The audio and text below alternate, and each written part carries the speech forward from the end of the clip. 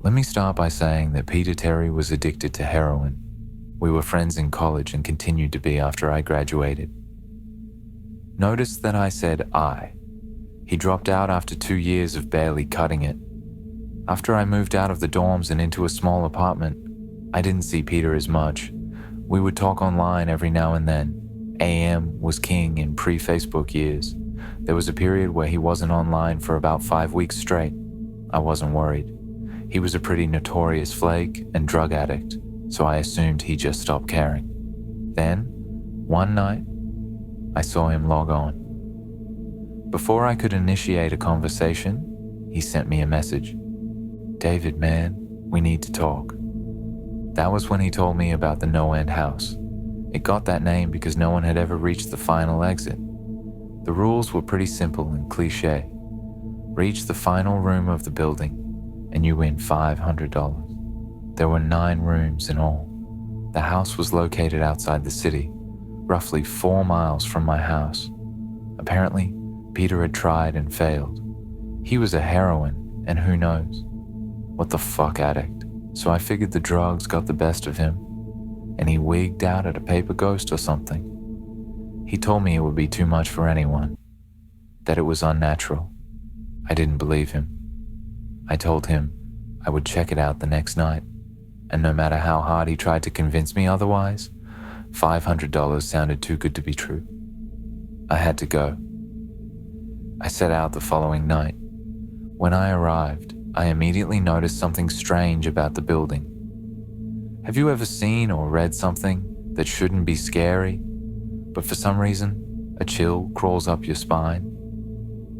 I walked toward the building, and the feeling of uneasiness only intensified as I opened the front door. My heart slowed, and I let a relieved sigh leave me as I entered. The room looked like a normal hotel lobby decorated for Halloween. A sign was posted in place of a worker. It read, "Room 1 this way, 8 more follow. Reach the end and you win." I chuckled and made my way to the first door. The first area was almost laughable. The decor resembled the Halloween aisle of a Kmart, complete with sheet ghosts and animatronic zombies that gave a static growl when you passed by. At the far end was an exit. It was the only door besides the one I entered through. I brushed through the fake spider webs and headed for the second room. I was greeted by fog as I opened the door to room 2. The room definitely upped the ante in terms of technology. Not only was there a fog machine, but a bat hung from the ceiling and flew in a circle scary. They seemed to have a Halloween soundtrack that one would find in a 99-cent store, on loop, somewhere in the room. I didn't see a stereo, but I guess they must have used a PA system. I stepped over a few toy rats that wheeled around and walked with a puffed chest across to the next area. I reached for the doorknob and my heart sank to my knees. I did not want to open that door. A feeling of dread hit me so hard I could barely even think logic, overtook me after a few terrified moments, and I shook it off and entered the next room. Room 3 is when things began to change. On the surface, it looked like a normal room. There was a chair in the middle of the wood-paneled floor.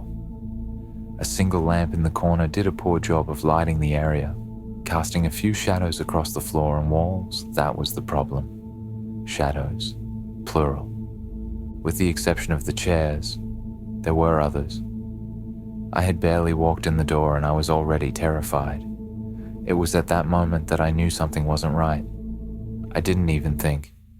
As I automatically tried to open the door I came through, it was locked from the other side. That set me off. Was someone locking the doors as I progressed? There was no way. I would have heard them. Was it a mechanical lock that set automatically? Maybe. But I was too scared to really think. I turned back to the room, and the shadows were gone. The chair's shadow remained, but the others were gone. I slowly began to walk. I used to hallucinate when I was a kid, so I wrote off the shadows as a figment of my imagination. I began to feel better as I made it to the halfway point of the room. I looked down as I took my steps, and that's when I saw it. Or didn't see it. My shadow wasn't there. I didn't have time to scream. I ran as fast as I could to the other door and flung myself without thinking into the room beyond.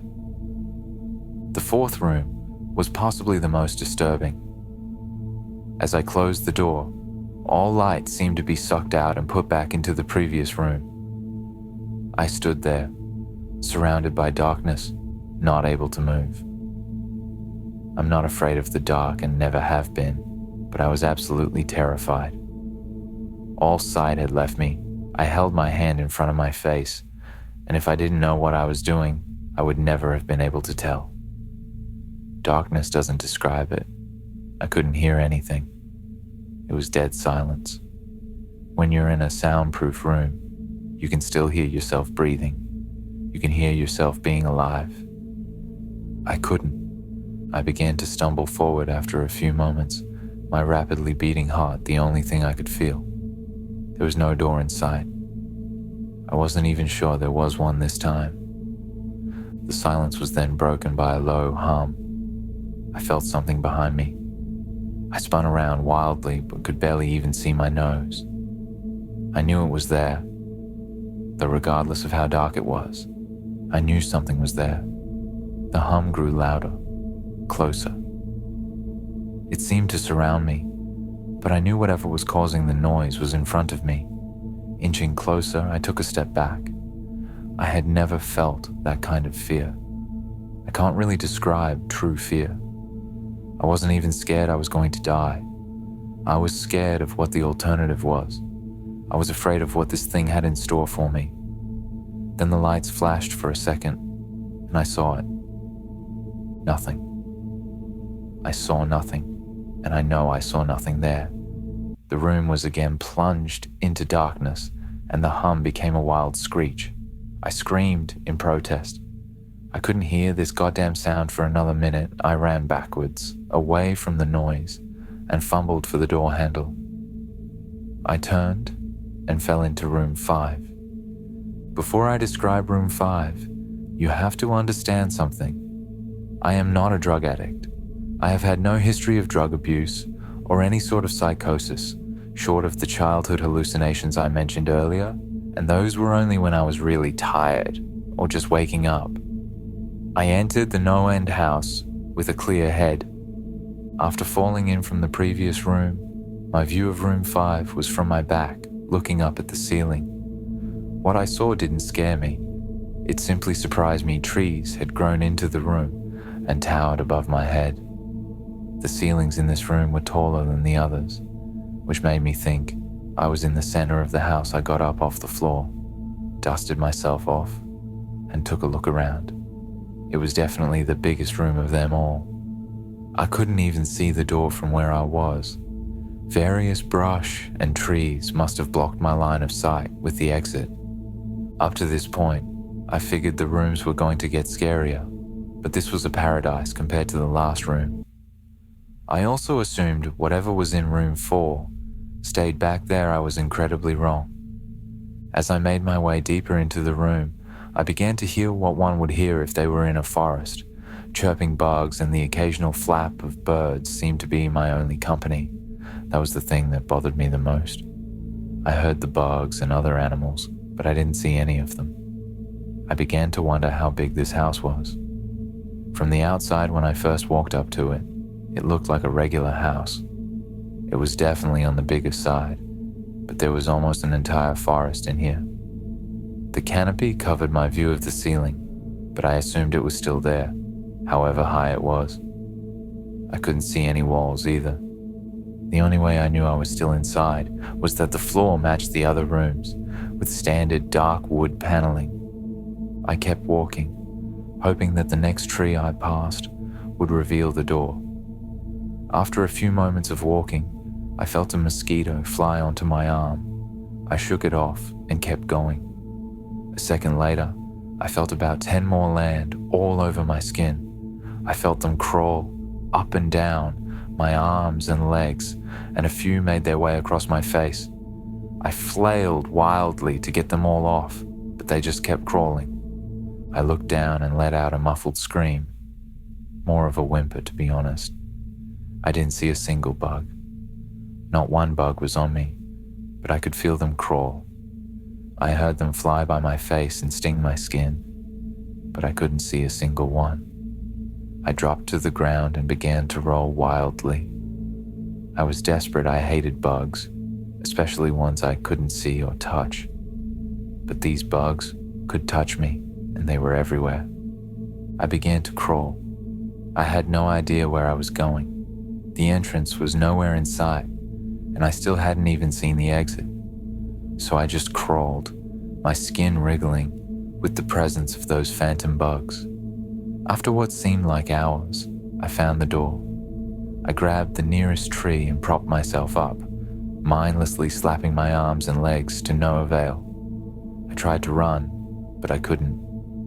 My body was exhausted from crawling and dealing with whatever it was that was on me. I took a few shaky steps to the door, grabbing each tree on the way for support. It was only a few feet away when I heard it, the low hum from before. It was coming from the next room, and it was deeper. I could almost feel it inside my body, like when you stand next to an amp at a concert. The feeling of the bugs on me lessened as the hum grew louder. As I placed my hand on the doorknob, the bugs were completely gone, but I couldn't bring myself to turn the knob. I knew that if I let go, the bugs would return, and there was no way I would make it back to room 4. I just stood there, my head pressed against the door marked 6, and my hand shakily grasping the knob. The hum was so loud, I couldn't even hear myself pretend to think. There was nothing I could do but move on. Room 6 was next, and room 6 was hell. I closed the door behind me, my eyes held shut and my ears ringing. The hum was surrounding me. As the door clicked into place, the hum was gone. I opened my eyes in surprise, and the door I had shut was gone. It was just a wall now. I looked around in shock.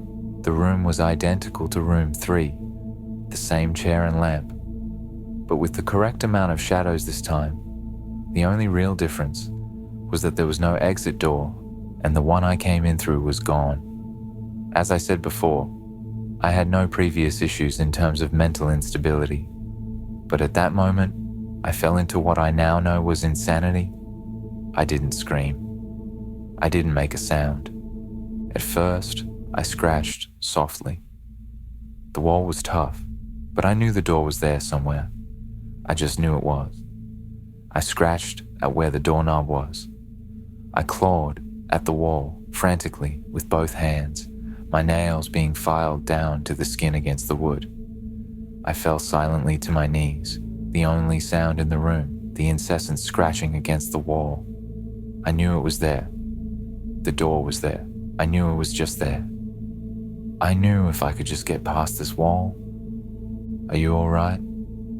I jumped off the ground and spun in one motion. I leaned against the wall behind me, and I saw what it was that spoke to me. To this day, I regret ever turning around. There was a little girl. She was wearing a soft, white dress that went down to her ankles. She had long blonde hair to the middle of her back, and white skin, and blue eyes. She was the most frightening thing I had ever seen, and I know that nothing in my life will ever be as unnerving as what I saw in her. While looking at her, I saw something else. Where she stood, I saw what looked like a man's body, only larger than normal and covered in hair. He was naked from head to toe, but his head was not human, and his toes were hooves. It wasn't the devil, but at that moment, it might as well have been. The form had the head of a ram and the snout of a wolf. It was horrifying, and it was synonymous with the little girl in front of me. They were the same form. I can't really describe it, but I saw them at the same time. They shared the same spot in that room, but it was like looking at two separate dimensions. When I saw the girl, I saw the form, and when I saw the form, I saw the girl. I couldn't speak. I could barely even see. My mind was revolting against what it was attempting to process. I had been scared before in my life, and I had never been more scared than when I was trapped in the fourth room. But that was before room 6. I just stood there, staring at whatever it was that spoke to me. There was no exit. I was trapped here with it. And then it spoke again. "David, you should have listened." When it spoke, I heard the words of the little girl, but the other form spoke through my mind in a voice I won't attempt to describe. There was no other sound. The voice just kept repeating that sentence over and over in my mind, and I agreed. I didn't know what to do. I was slipping into madness, yet couldn't take my eyes off what was in front of me. I dropped to the floor. I thought I had passed out, but the room wouldn't let me. I just wanted it to end. I was on my side, my eyes wide open, and the form staring down at me. Scurrying across the floor in front of me was one of the battery-powered rats from the second room. The house was toying with me. For some reason, seeing that rat pulled my mind back from whatever depths it was headed. I looked around the room I was getting out of there. I was determined to escape the house and live, and never think about this place again. I knew this room was hell, and I wasn't ready to take up a residency.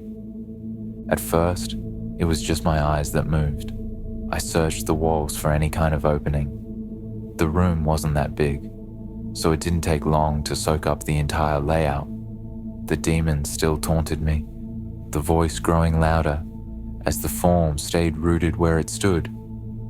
I placed my hand on the floor, lifted myself up to all four, and turned to scan the wall behind me.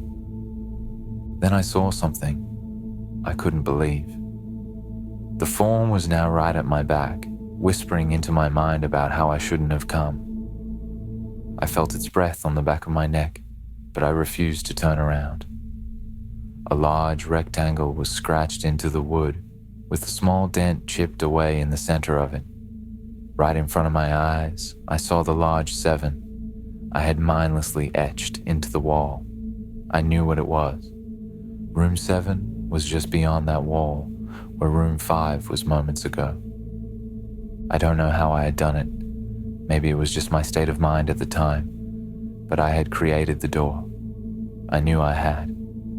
In my madness, I had scratched into the wall what I needed the most, an exit to the next room. Room 7 was close. I knew the demon was right behind me, but for some reason, it couldn't touch me. I closed my eyes and placed both hands on the large 7 in front of me. I pushed as hard as I could. The demon was now screaming in my ear. It told me I was never leaving. It told me that this was the end, but I wasn't going to die.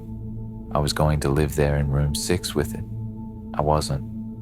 I pushed and screamed at the top of my lungs.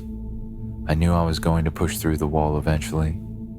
I clenched my eyes shut and screamed, and the demon was gone. I was left in silence. I turned around slowly and was greeted by the room as it was when I entered. Just a chair and a lamp. I couldn't believe it, but I didn't have time to waste. I turned back to the 7 and jumped back slightly. What I saw was a door.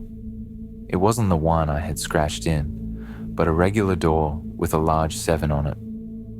My whole body was shaking. It took me a while to turn the knob. I just stood there for a while, staring at the door. I couldn't stay in room 6. I couldn't. But if this was only room 6, I couldn't imagine what 7 had in store. I must have stood there for an hour, just staring at the 7. Finally, with a deep breath, I twisted the knob and opened the door to room 7. I stumbled through the door, mentally exhausted and physically weak. The door behind me closed and I realized where I was. I was outside. Not outside like room 5, but actually outside. My eyes stung. I wanted to cry. I fell to my knees and tried, but I couldn't. I was finally out of that hell. I didn't even care about the prize that was promised. I turned and saw that the door I just went through was the entrance. I walked to my car and drove home, thinking of how nice a shower sounded. As I pulled up to my house, I felt uneasy. The joy of leaving NoEnd house had faded, and dread was slowly building in my stomach. I shook it off as residual from the house and made my way to the front door. I entered and immediately went up to my room. There on my bed was my cat, Baskerville. He was the first living thing I had seen all night, and I reached to pet him. He hissed and swiped at my hand. I recoiled in shock, as he had never acted like that. I thought, whatever, he's an old cat. I jumped in the shower and got ready for what I was expecting to be a sleepless night. After my shower, I went to the kitchen to make something to eat. I descended the stairs and turned into the family room. What I saw would be forever burned into my mind. However, my parents were lying on the ground, naked and covered in blood. They had been mutilated to near unidentifiable states. Their limbs had been removed and placed next to their bodies, and their heads sat on their chests, facing me. The most unsettling part was their expressions. They were smiling, as though they were happy to see me. I vomited and sobbed there in the family room. I didn't know what had happened. They didn't even live with me at the time. I was a mess. Then I saw it, a door that was never there before. A door with a large 8 scrawled on it in blood. I was still in the house. I was standing in my family room, but I was in room 7. The faces of my parents smiled wider as I realized this. They weren't my parents. They couldn't be, but they looked exactly like them. The door marked 8 was across the room, behind the mutilated bodies in front of me. I knew I had to move on, but at that moment, I gave up. The smiling faces tore into my mind. They grounded me where I stood. I vomited again and nearly collapsed. Then the hum returned. It was louder than ever, and it filled the house and shook the walls. The hum compelled me forwards. I began to move slowly, making my way closer to the door and the bodies. I could barely stand, let alone walk, and the closer I got to my parents, the closer I came to suicide. The walls were now shaking so hard it seemed as though they were going to crumble, but still, the faces smiled at me. As I inched closer, their eyes followed me. I was now between the 2 bodies, a few feet away from the door. The dismembered hands clawed their way across the carpet towards me, all while the faces continued to stare. New terror washed over me, and I walked faster. I didn't want to hear them speak. I didn't want the voices to match those of my parents. They began to open their mouths, and the hands were inches from my feet. In a dash of desperation, I lunged toward the door, threw it open, and slammed it behind me. Room 8. I was done. After what I had just experienced, I knew there wasn't anything else this fucking house could throw at me that I couldn't live through. There was nothing short of the fires of hell that I wasn't ready for. Unfortunately, I underestimated the abilities of NoEnd house. Unfortunately, things got more disturbing, more terrifying, and more unspeakable in room 8. I still have trouble believing what I saw in room 8. Again, the room was a carbon copy of rooms 3 and 6, but sitting in the usually empty chair was a man. After a few seconds of disbelief, my mind finally accepted the fact that the man sitting in the chair was me. Not someone who looked like me. It was David Williams. I walked closer. I had to get a better look, even though I was sure of it. He looked up at me, and I noticed tears in his eyes. Please, please, don't do it. Please, don't hurt me. What? I asked. Who are you? I'm not going to hurt you. Yes, you are. He was sobbing now. You're going to hurt me and I don't want you to. He sat in the chair with his legs up and began rocking back and forth. It was actually pretty pathetic looking, especially since he was me, identical in every way. "Listen, who are you?" I was now only a few feet from my doppelganger. It was the weirdest experience yet. Standing there talking to myself, I wasn't scared, but I would be soon. "Why are you?" "You're going to hurt me. You're going to hurt me. If you want to leave, you're going to hurt me." "Why are you saying this? Just calm down, all right? Let's try and figure this." And then I saw it. The David sitting down was wearing the same clothes as me, except for a small red patch on his shirt, embroidered with the number 9. "You're going to hurt me? You're going to hurt me? Don't. Please. You're going to hurt me." My eyes didn't leave that small number on his chest. I knew exactly what it was. The first few doors were plain and simple, but after a while, they got a little more ambiguous. 7 was scratched into the wall, but by my own hands. 8 was marked in blood above the bodies of my parents. But 9, this number was on a person, a living person. Worse still, it was on a person that looked exactly like me. "David?" I had to ask. "Yes. You're going to hurt me. You're going to hurt me." He continued to sob and rock. He answered to David. He was me, right down to the voice, but that 9. I paced around for a few minutes while he sobbed in his chair. The room had no door and, similarly to room 6, the door I came through was gone.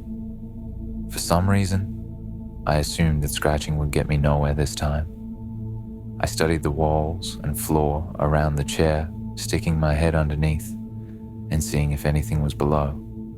Unfortunately, there was. Below the chair was a knife. Attached was a tag that read, "To David, from management." The feeling in my stomach as I read that tag was something sinister. I felt like throwing up. The last thing I wanted to do was remove that knife from under that chair. The other David was still sobbing uncontrollably. My mind was spinning into an attic of unanswerable questions. Who put this here and how did they get my name? Not to mention the fact that as I knelt on the cold wood floor, I also sat in that chair, sobbing in protest of being hurt by myself. It was all too much to process. The house and the management had been playing with me this whole time.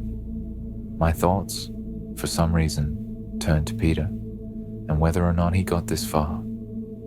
If he did, if he met a Peter Terry sobbing in this very chair, rocking back and forth, I shook those thoughts out of my head. They didn't matter. I took the knife from under the chair, and immediately the other David went quiet. "David," he said in my voice, "what do you think you're going to do?" I lifted myself from the ground and clenched the knife in my hand. "I'm going to get out of here." David was still sitting in the chair, though he was very calm now. He looked up at me with a slight grin. I couldn't tell if he was going to laugh or strangle me. Slowly, he got up from the chair and stood, facing me. It was uncanny. His height, and even the way he stood, matched mine. I felt the rubber hilt of the knife in my hand and gripped it tighter. I don't know what I was planning on doing with it, but I had a feeling I was going to need it. "Now," his voice was slightly deeper than my own, "I'm going to hurt you. I'm going to hurt you, and I'm going to keep you here." I didn't respond. I just lunged and tackled him to the ground. I mounted him and looked down, knife poised and ready. He looked up at me, terrified. It was like I was looking in a mirror. Then the hum returned, low and distant, though I still felt it deep in my body. David looked up at me as I looked down at myself. The hum was getting louder, and I felt something inside me snap. With one motion, I slammed the knife into the patch on his chest and ripped down. Blackness fell on the room, and I was falling. The darkness around me was like nothing I had experienced up to that point. Room 4 was dark, but it didn't come close to what was completely engulfing me. I wasn't even sure if I was falling after a while. I felt weightless, covered in dark. Then a deep sadness came over me. I felt lost, depressed, and suicidal. The sight of my parents entered my mind. I knew it wasn't real, but I had seen it, and the mind has trouble differentiating between what is real and what isn't. The sadness only deepened. I was in room 9 for what seemed like days, the final room, and that's exactly what it was. The end. NoEnd house had an end, and I had reached it. At that moment, I gave up. I knew I would be in that in-between state forever, accompanied by nothing but darkness. Not even the hum was there to keep me sane. I had lost all senses. I couldn't feel myself. I couldn't hear anything. Sight was completely useless here. I searched for a taste in my mouth and found nothing. I felt disembodied and completely lost. I knew where I was. This was hell. Room 9 was hell. Then it happened. A light. One of those stereotypical lights at the end of the tunnel. I felt ground come up from below me and I was standing. After a moment or two of gathering my thoughts and senses, I slowly walked toward that light. As I approached the light, it took form. It was a vertical slit down the side of an unmarked door. I slowly walked through the door and found myself back where I started, the lobby of NoEnd house. It was exactly how I left it. Still empty, still decorated with childish Halloween decorations. After everything that had happened that night, I was still wary of where I was. After a few moments of normalcy, I looked around the place, trying to find anything different. On the desk was a plain white envelope with my name handwritten on it. Immensely curious, yet still cautious, I mustered up the courage to open the envelope. Inside was a letter, again handwritten. David Williams. Congratulations. You have made it to the end of NoEnd house. Please accept this prize as a token of great achievement. Yours forever, Management. With the letter were 5 $100 bills. I couldn't stop laughing.